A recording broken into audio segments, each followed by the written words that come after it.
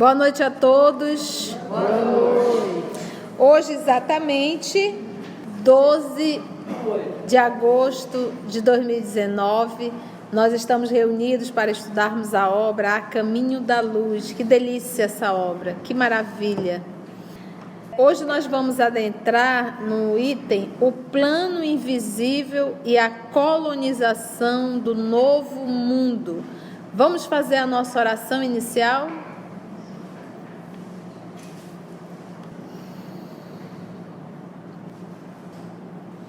Querido amigo Jesus, cá estamos nós, no mundo físico, encarnados, passando pelas provas, pelas expiações, pelas tentações, e ainda diariamente nessa luta interna, nesse esforço constante. Em verdade, a nossa luta é porque queremos valorizar muito mais a ilusão do que a verdade. O que nos custa é compreender que quando o Senhor nos fala que a vida terrena, que a vida material é uma mera ilusão, nós insistimos através das nossas atitudes em dizer que ela é real e que ela é autêntica. E nesse nosso movimento, nos aprisionamos séculos e mais séculos. Nós necessitamos muito, Senhor, da Tua ajuda, da Sua inspiração. Não nos deixe cair em tentação. E que o estudo dessa noite, uma vez mais, possa tocar nossa alma, despertando a ela para a realidade e a verdade da vida. Que os nossos amigos espirituais, os teus mensageiros de luz, Senhor, possam nos ajudar, nos inspirar, para que possamos sentir a tua presença através da tua palavra. Graça te damos, Senhor.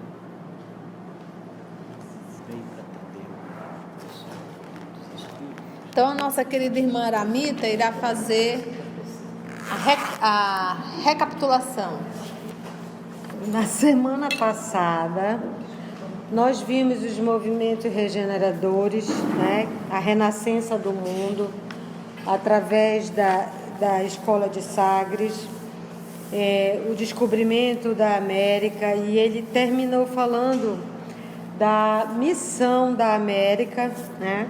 No Novo Mundo, que nos Estados Unidos da América do Norte é o cérebro e o Brasil, na América do Sul, as primícias dos poderes espirituais, ou seja, que seria o início do coração do mundo, fazendo um link com Brasil, Pátria do Evangelho, coração do mundo.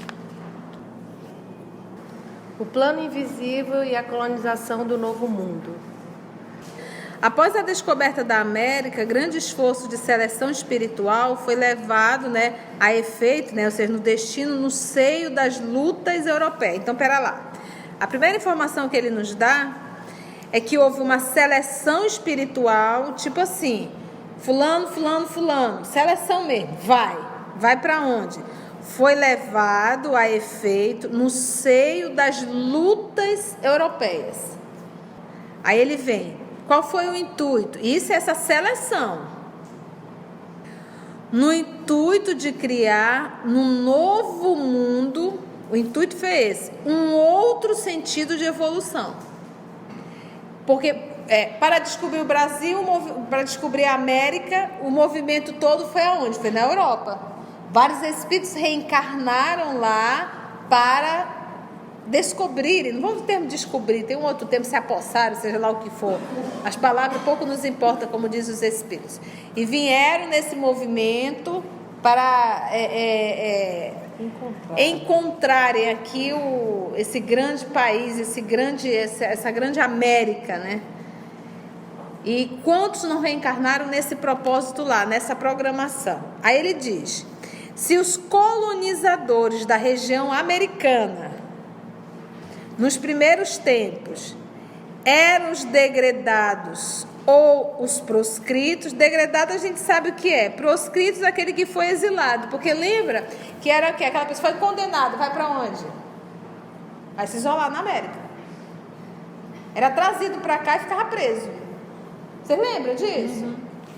Se os colonizadores da região americana, nos primeiros tempos, eram os degradados ou os proscritos das sociedades europeias, importa considerar que esses colonos não vinham tão somente das grandes capitais do antigo continente, na exclusiva observância do plano material. Não, olha. Aí ele vem, olha. Do mundo invisível, igualmente, partiram caravanas inúmeras de almas de boa vontade. Inúmeras. Que encarnaram nas terras novas, olha, como filhos daqueles degredados, muitas vezes perseguidos pela iniquidade da justiça dos homens. Então, olha só, os europeus não vieram assim, como ele coloca, exilados ou proscritos mesmo, entendeu? Eram condenados a isso, vai para a América, lá não tem nada, só tem índio, você vai ficar exilado lá. Lá você não vai fazer mal para ninguém, você não tem contato com a sociedade, você vai viver no meio de selvagens. Só que aí o que ele fala, desse tipo de irmãos que foram exilados, eles acabaram procriando. E esses grupos de espíritos, como diz aqui, olha aqui, inúmeras caravanas, inúmeras de almas de boa vontade, que encarnaram nas terras novas, na América do Norte e América do Sul, como filhos daqueles degredados, muitas vezes perseguidos pela iniquidade da justiça. Aí ele diz, a esses espíritos mais ou menos adiantados, tá? Mais ou menos, aliaram-se agora aqui numerosas entidades da Europa, cansadas das lutas inglórias de hegemonia, né? Que é de supremacia, né? E de ambição. Um grupo que está cansado, não aguento mais isso, gente. Não aguento mais brigar por coisa nenhuma. E é que a entidade deve ser, e é espírita, né? Sim. Não aguento mais viver aqui, né? Esse grupo também veio para a América. Buscando o quê? Buscando a redenção no esforço construtivo de uma nova pátria em bases sólidas de fraternidade e amor. Originando-se desse modo entre os povos americanos sentimentos mais elevados quanto à compreensão da comunidade continental, né, do continente. Se reconhecemos na América a projeção espiritual da Europa, temos de convir que se trata de uma Europa mais sábia e mais experiente, não só quanto aos problemas da concórdia internacional e da solidariedade humana, como também em todas as questões que significam os verdadeiros bens da vida. Então, se esse grupo reencarnou para ajudar a América e reencarnaram na Europa, logo se viu também uma Europa mais intelectualizada. Porque, gente, tudo saiu dali. A luz intelectual estava na Europa. Dali espocou para os demais. Daí ele entrar já no próximo apogeu da Renascença, quando ele vai falar da quantidade de espíritos que reencarnaram naquela época, em prol do desenvolvimento da arte, o desenvolvimento na ciência, o desenvolvimento na literatura, o desenvolvimento na religião, esse movimento como um todo, porque é aquilo que nós já aprendemos.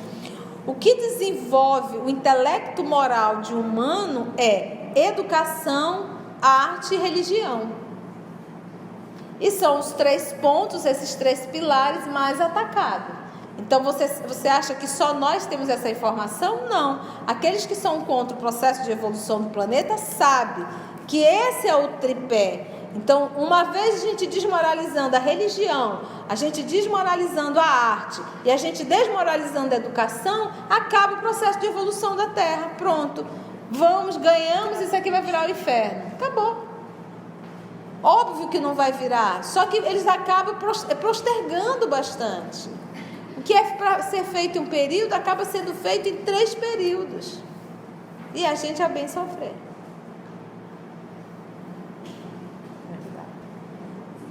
E é assim que ocorre a mudança. O que a gente percebe que a mudança é a enxertia divina. É o processo da seleção mesmo. É o processo da seleção.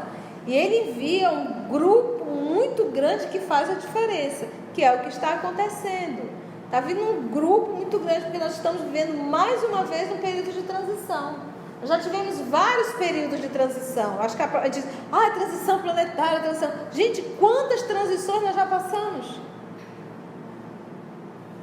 Quantas transições nós já passamos nesse planeta? E nós estamos passando por mais uma. Só que essa chega um momento, essa transição, em relação ao mal, essa é o apogeu. É aquela que diz, olha, agora deu. Agora já deu. A gente está tentando, mas agora não dá mais. Teremos outras transições? Teremos, mas em outros níveis. O nível vai ser diferente agora. Daí o exílio. A gente lendo a obra Caminho da Luz, a gente vê o tanto de transição que nós já passamos.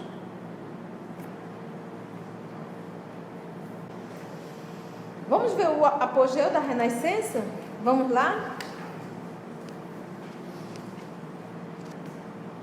O período, uns dizem de 1300 a 1500, outros dizem de 1300 até 1600. É esse período da Renascença. Esse período da renovação, dos novos conceitos, sabe, da filosofia, da arte, da pintura, foi um movimento assim de renovação mesmo, na própria educação, na religião, as descobertas, bem lembrado pela Mita. Vamos lá. Essa renascença iniciada do alto, então mais uma vez, é o mundo espiritual influenciando o mundo físico.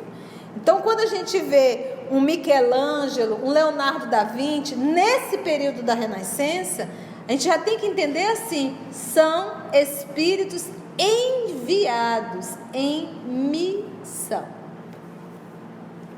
Tanto é que fazem toda a diferença. Então, é isso que a gente tem que entender. As coisas não acontecem no horizontal, ela acontece no vertical. Há uma organização muito grande. Por isso a fala do nosso Senhor Jesus no livro Boa Nova. Quem governa o mundo é Deus, não são pessoas. Essa renascença, então, iniciada do alto, porque veio de lá para cá, clareou a terra em todas as direções, todas. A arte da Europa influenciou a arte no mundo inteiro. A educação na Europa influenciou a educação no mundo inteiro. A religião da Europa influenciou a religião de um mundo inteiro. Foi lá que começou o protestantismo. A invenção da imprensa, olha lá, facultava o mais alto progresso no mundo das ideias, criando as mais belas expressões de vida intelectual. A literatura apresenta uma vida nova e as artes atingem culminância que a posteridade não poderia alcançar.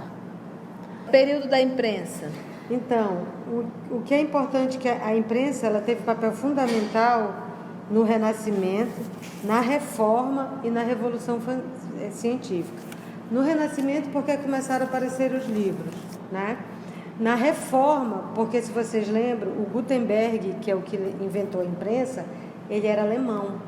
E o primeiro livro editado, impresso, foi a Bíblia. E quem traduziu a Bíblia? Lutero. Lutero. Primeiro, Pro alemão. quem traduziu a Bíblia do latim para o alemão foi Lutero. Então, no Renascimento, na Reforma e na Revolução Científica, porque é ela que vai, é através dos livros que a gente vai saber o que está acontecendo no mundo científico, já que já vai ficar para a corrente. E a imprensa, ela foi inventada, mais ou menos, em 1430, pelo Johannes Gutenberg. E o primeiro livro impresso foi a Bíblia. Muito bem. Então, voltando. Então, tivemos lá a invenção da imprensa em 1430 aproximadamente, né? Facultava o mais alto progresso no mundo das ideias, criando as mais belas expressões de vida intelectual. A literatura apresenta uma vida nova e as artes atingem culminância que a posteridade não poderia alcançar. Numerosos artífices, né, autores da Grécia Antiga, olha lá, reencarnados na Itália, nós já estudamos isso lá atrás, deixam traços indeléveis, ou seja, que não se pode apagar ou esquecer, não pode. Deixam traços indeléveis da sua passagem nos mármores preciosos. E a gente vê Michelangelo, 1475 a 1564. Olha lá. Tivemos o Leonardo da Vinci, 1452 a 1519. Né? Grandes. Há mesmo em todos os departamentos das atividades artísticas um pronunciado sabor da vida grega, anterior às disciplinas austeras do catolicismo na idade medieval, cujas regras, aliás, atingiam rigorosamente apenas quem não fosse parte integrante do quadro das autoridades eclesiásticas. O Emmanuel aqui tirou né? Tirou meio que não tirou um sarro não, ele deu uma espetada quando ele disse assim: anterior às disciplinas austeras do catolicismo na idade medieval, cujas regras, aliás, atingiam rigorosamente apenas quem não fosse parte integrante do quadro das autoridades eclesiásticas. Ok? Agora vamos ver a renascença religiosa. A essas atividades reformadoras não poderia escapar a igreja.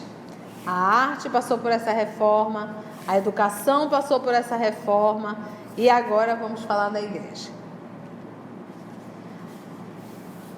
Desviada do caminho cristão, a igreja. O plano invisível determina, assim, a vinda ao mundo de numerosos missionários com o objetivo de levar a efeito a renascença da religião, de maneira a regenerar os seus relaxados centros de força. Assim, no século XVI, 1500, aparecem as figuras veneráveis de Lutero, Calvino, Erasmo de Roterdã, Melanchthon e outros vultos notáveis da Reforma na Europa Central e nos Países Baixos. Só para nós recordarmos, o nosso querido Lutero nasceu em 1483 e foi a óbito em 1546. Ele era um monge agostiniano e professor de teologia. Ele era alemão, tá? Então, era professor de teologia. E foi ele que protestou contra o catolicismo, a forma de...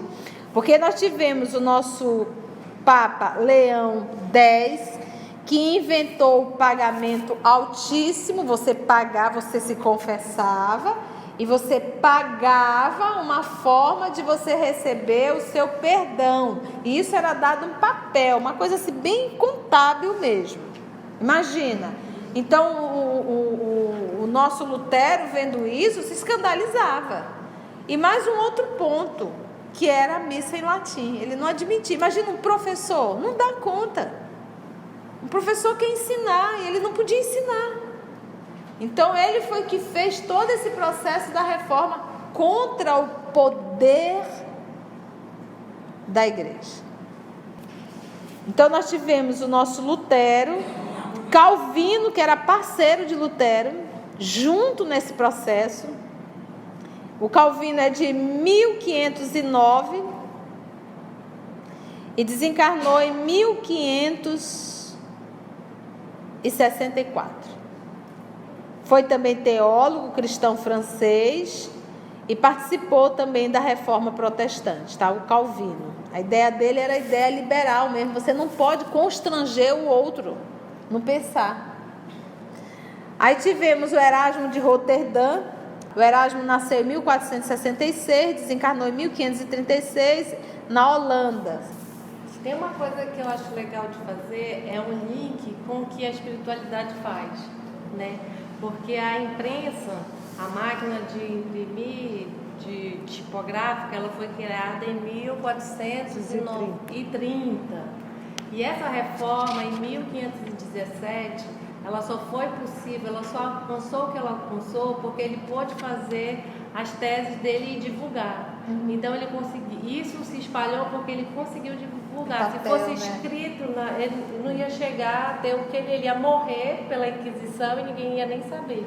São as Então assim, vai encadeando toda uma providência divina que as coisas são possíveis de acontecer e não por acaso, né? O Lutero, ele foi pego pela Inquisição, pelo Santo Tribunal. Mas difundiu, né? Exatamente, ele foi preso, foi julgado, queriam que fosse na França, o rei bateu o pé e disse, não, vai ser julgado aqui na Alemanha. Porque se fosse para a França, ele não sairia vivo. E aí, quando terminou o julgamento, a pressão do povo, eles tiveram que ceder e liberaram o Lutero. Mas logo já tinha uma armadilha para catar Lutero e dar fim nele. Só que o rei da Alemanha foi mais rápido do que os então religiosos, catou Lutero, deu fim no Lutero, ou seja, escondeu, porque senão ele seria morto. Aí o rei pediu que ele fizesse. O rei queria saber o que estava escrito dentro do livro sagrado. E aí nós tivemos o Melanchthon. Filipe, vamos lá. Foi um reformador, astrólogo e astrônomo alemão, colaborador de Lutero, redigiu a Confissão de Augsburgo e converteu-se no principal líder do luteranismo após a morte do Lutero. Lutero desencarnou e ele continuou. E outros vultos notáveis da reforma na Europa Central e nos Países Baixos. Por ocasião dos primeiros protestos contra o Fausto, né? Fausto é ditoso e próspero, desmedido dos príncipes da igreja, ocupava a cadeira pontífice Leão X. Esse homem tocou o terror, diz aí, meninas. O Leão X nasceu em 1475 e desencarnou em 1521, italiano. Vamos lá. Ele foi o último, ele não era sacerdote, ele foi o último não sacerdote a ser eleito papa. Ele nasceu João Lourenço de Médici. Ele era príncipe e filho dos Médici que mandavam na Itália. Quando ele tinha 7 anos, o pai dele mandou o cardeal torná-lo diácono. E assim ele foi subindo na igreja. Então ele que cria esse livro das taxas da Sagrada Chancelaria e da Sagrada Penitenciária Apostólica, era assim, tudo tinha um valor. E é interessante, porque o Leão X, ele era um homem extremamente promíscuo. Ele não era padre. Ele era muito promíscuo e a própria sociedade religiosa estava assim avessa a ele. Pensa um papa promíscuo. Então, olha só, Leão X, cuja vida mundana impressionava desagradavelmente os espíritos sinceramente religiosos. Sob a sua direção, criara-se, em 1518, o célebre, abre aspas, Livro das Taxas da Sagrada Chancelaria e da Sagrada Penitenciária Apostólica, fecha aspas. O pessoal acha que colocar o nome sagrado na frente está dizendo que é sagrado. É igual você ter um filho capeta e coloca o nome de santo. Onde se encontrava estipulado nesse livro o preço de absolvição para todos os pecados, para todos os adultérios, inclusive os crimes mais hediondos. E hoje a gente tem um pouco essa crença, isso ficou tão incutido em nós, que a gente acha assim, eu estou fazendo caridade, vai apagar meus débitos todinho. Eu estou fazendo bem aqui, eu estou dando um dízimo aqui, eu estou ajudando um pobre ali, vai aliviar. Não vai aliviar nada. Ninguém barganha com Deus. Olha, Deus, eu estou dando aqui, para o pobrezinho, tá vendo? Ainda tira uma foto e põe no Face, que é para Deus lembrar. Não adianta, gente.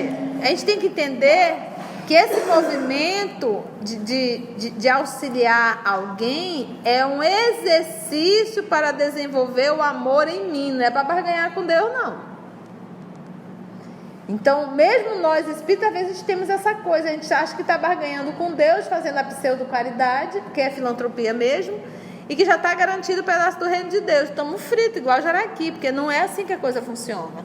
Se não tiver aqui dentro, não adianta não, vamos para o vale. Ou para as cavernas.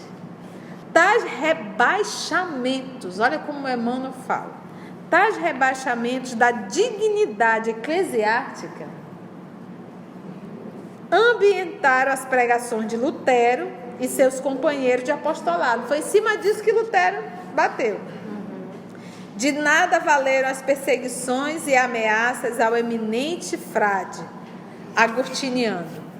Alguns historiadores enxergaram na sua missão uma simples expressão de despeito dos seus companheiros de comunidade, porque, em face da preferência de Leão X encarregando os dominicanos da pregação das indulgências. Ele achou que, tipo assim, o Lutero estava com dor de cotovelo, entendeu? Porque não deu aos agostinianos, né? Dominicanos, ordem religiosa mendicante, fundada no século XIII por São Domingos. Então, alguns historiadores acham que ele estava com dor de cotovelo, imagina. A verdade, contudo, é que o humilde filho de Eisleben, que é a cidade alemã onde nasceu o nosso Lutero, tornara-se órgão de repulsa geral aos abusos da igreja, no capítulo da imposição dogmática e da extorsão pecuniária, extorsão de dinheiro mesmo. Jesus não tinha uma pedra para recostar a cabeça. A ideia dele não era fundar uma nova religião, em hipótese alguma. Ele estava protestando o sistema.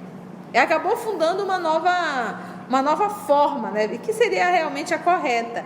Mas ao decorrer dos séculos, isso foi sofrendo influências perversas e acabou saindo do ponto central. Desvirtuou. Então hoje, ou seja, o que a igreja fez lá atrás, colocando dinheiro à frente de tudo, hoje a massificação protestante tem feito. Barganhando dinheiro com a cura do semelhante. Os postulados de Lutero constituíram, antes de tudo, modalidade de combate aos absurdos romanos, sem representar o caminho ideal para as verdades religiosas. Ao extremismo do abuso, respondia com o extremismo da intolerância, prejudicando a sua própria doutrina. Mas o seu esforço se coroou de notável importância para os caminhos do porvir. E assim a gente fecha. A próxima semana nós vamos falar da trágica A Companhia de Jesus. Cadê o professor? Professor, canta pra gente.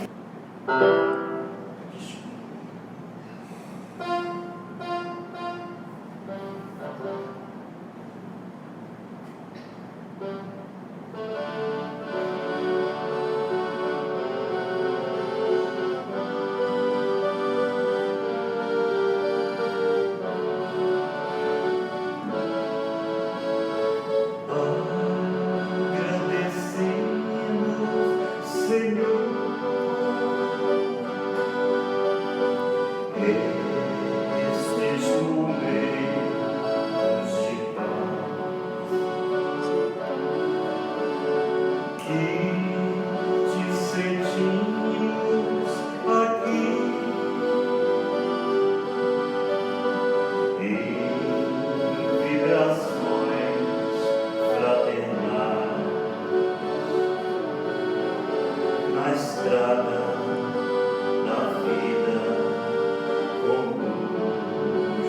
ao bem, na alegria e na dor.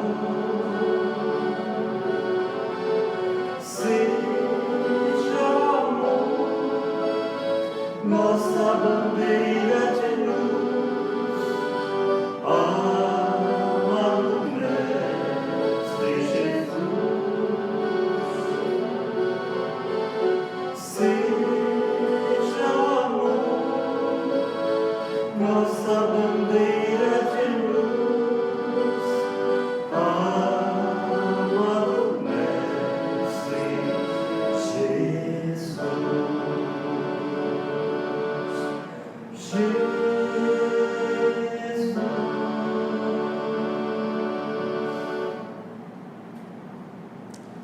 Embalados que somos, Senhor Jesus, ver essas lições que nos fazem lembrar e refletir quantas oportunidades já nos foi dada, Senhor, ao longo de tantos séculos, que aqui muitos de nós vamos e viemos.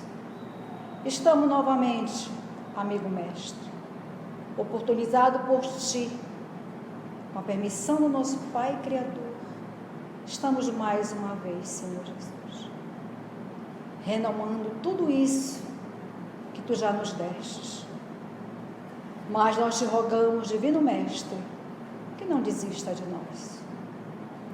Desta forma, querido Jesus, agradecidos Te somos mais uma vez pela oportunidade dada, pelo amparo depositado a todos nós no decorrer dessas lições, e sob o amparo dos nossos tutores espirituais, amigo mestre, Te pedimos para que possamos retornar aos nossos lares de almas renovadas, com desejo imenso de nos fazer melhor, seguindo Teus passos, renovando cada dia mais com as Tuas lições. Obrigada, Senhor Jesus. Obrigada, amigos espirituais.